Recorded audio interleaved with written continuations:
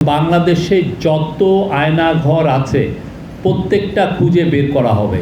সোফার আমাদের কাছে গুম কমিশনের ইনভেস্টিগেশন অনুযায়ী এবং সিকিউরিটি ফোর্সে যা ইনভেস্টিগেশন করেছে আমরা জেনেছি এটার সংখ্যা কয়েকশো, মেবি 700 থেকে 800 যারা গুমের শিকার হয়েছিলেন শেখ হাসিনার 15 বছরে, তারা আজকে সবাই আয়নাঘরে ভিজিট করতে গিয়েছিলেন।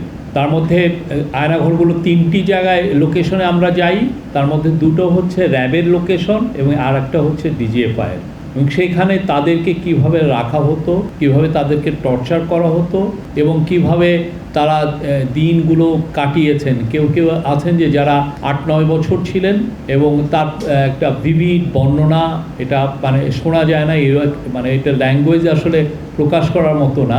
এই ভিজিটে এইগুলো প্রকাশ পায় এবং এটা যারা ভিকটিম ছিলেন তারা তাদের অর্ডিলগুলো বর্ণনা করেন। এবং সেই ক্ষেত্রে প্রফেসর ইউনূস প্রত্যেকটা স্পটে গিয়েছেন, প্রত্যেকটা আয়নাঘর যেই লোকেশনে যতগুলো আয়নাঘর ছিল প্রত্যেকটা স্পটে ঘুরে ঘুরে দেখেছেন ঘটনাগুলো, তাদেরকে কিভাবে আনা হলো, কিভাবে তাদেরকে টর্চার করা হলো, কিভাবে তারা দিন কাটালেন।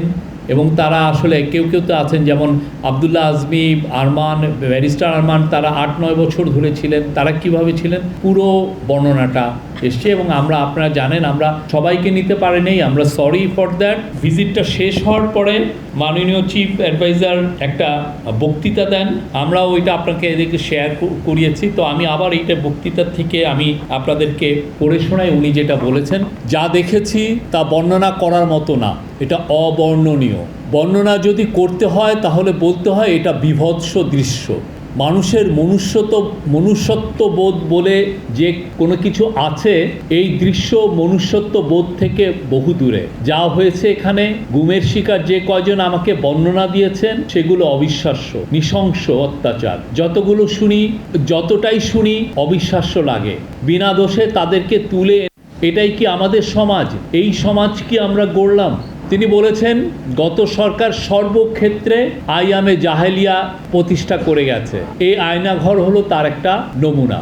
যে খুপড়ির মধ্যে তাদেরকে রাখা হয়েছে, গ্রামের মুরগির খাঁচাও এর থেকে বড় হয়। তাদেরকে মাসের পর মাস, বছরের পর বছর এভাবে বন্দি করে রাখা হয়েছে। মানুষ হিসাবে সামান্যতম মানবিক অধিকার থেকেও তাদের বঞ্চিত করা হয়েছে। তিনি বলেছেন এটা আমাদের সবার অপরাধ যে এটা আমরা হতে দিয়েছি। যারা করেছে তারা আমাদেরই সন্তান, ভাই, আত্মীয়। এই সমাজকে নিপীড়নের এই চূড়ান্ত রূপ থেকে বের করে না আনতে পারলে এই সমাজ টিকে থাকবে না। প্রধান উপদেষ্টা কমিশনকে বিশেষভাবে ধন্যবাদ জানিয়েছেন।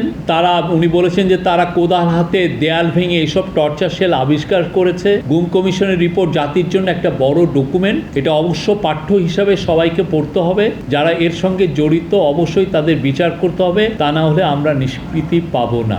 কিছুদিন আগে একটা রিপোর্ট হয়েছিল যে আয়নাঘরে ভিজিট হচ্ছে না, কিন্তু আপনারা দেখলেন তো আমরা প্রত্যেকটা ঢাকার যতগুলো আয়নাঘর আছে সবগুলোতেই বিশিষ্ট যেগুলো সেগুলো ভিজিট হয়েছে। এবং বাংলাদেশে যত আয়নাঘর আছে প্রত্যেকটা খুঁজে বের করা হবে।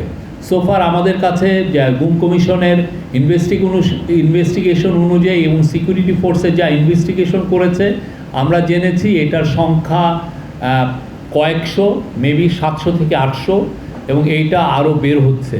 এবং এটা বোঝা যাচ্ছে যে এটা শুধুমাত্র ঢাকায় কনসেন্ট্রেট ছিল না, প্রত্যন্ত অঞ্চলেও এরকম অনেক আয়নাঘর ছিল।